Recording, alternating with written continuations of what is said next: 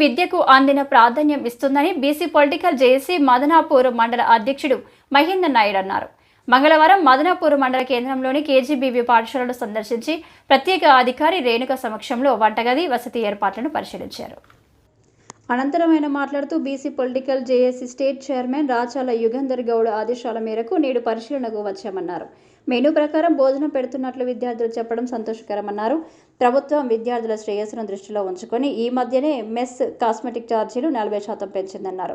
ఇక్కడ సీసీ కెమెరాలు ఏర్పాటు చేయాల్సిన అవసరం ఉందని బీసీ పొలిటికల్ జేఏసీ ఆధ్వర్యంలో దాతల సహకారంతో సీసీ కెమెరాలు ఏర్పాటు చేయిస్తామని తెలిపారు. ప్రహారీ గోడ లేకపోవడంతో విద్యార్థులకు చాలా ఇబ్బందిగా ఉందని స్థానిక ఎమ్మెల్యే దృష్టికి తీసుకువెళ్లి ప్రహారీ గోడ నిర్మాణానికి కృషి చేస్తామన్నారు.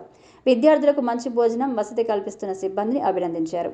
ఈ కార్యక్రమంలో బీసీ పొలిటికల్ జేఏసీ నాయకులు వెంకన్న గౌడ్, అంజన్న యాదవ్, రాఘవేందర్ గౌడ్, శివశంకర్ తదితరులు పాల్గొన్నారు.